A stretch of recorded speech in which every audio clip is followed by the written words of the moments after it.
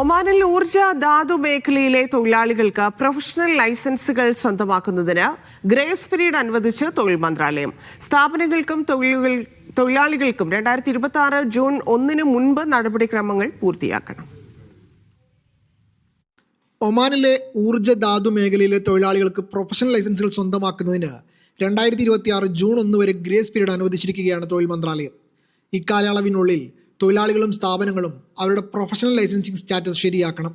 Work പെർമിറ്റുകൾ നൽകുന്നതിനും പുതുക്കുന്നതിനും ഇത് നിർബന്ധമാണെന്നും മന്ത്രാലയം ഓർമ്മിപ്പിക്കുന്നുണ്ട്. എന്നാൽ ജൂൺ 1 വരെ ലൈസൻസ് ഉള്ളതും ലൈസൻസ് ഇല്ലാത്തതുമായ തൊഴിലാളികൾക്ക് ഈ കാലയളവിൽ വർക്ക് പെർമിറ്റുകൾ നൽകാനും പുതുക്കാനും അനുമതി നൽകിയിട്ടുണ്ട്.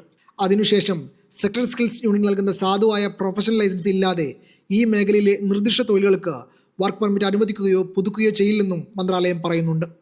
എല്ലാ സ്ഥാപനങ്ങളും തൊഴിലാളികളും സമയപരിധി പാലിക്കണമെന്നും മന്ത്രാലയം ഓർമ്മിപ്പിക്കുന്നു. തൊഴിൽ വിപണിയെ നിയന്ത്രിക്കുന്നതിനും ദേശീയ തൊഴിൽ ശക്തിയുടെ കാര്യക്ഷമത വർദ്ധിപ്പിക്കുന്നതിനുമുള്ള തുടർച്ചയായ ശ്രമങ്ങളുടെ ഭാഗമായാണ് നീക്കം. ഊർജ്ജ ഖനന മേഖലകളിൽ പ്രാക്ടീസ് ചെയ്യുന്നതിന് ലൈസൻസ് ആവശ്യമുള്ള തൊഴിലുകളുടെ പൂർണ്ണ പട്ടികയും മന്ത്രാലയം പുറത്തുവിട്ടിരുന്നു. Media 1, Muscat.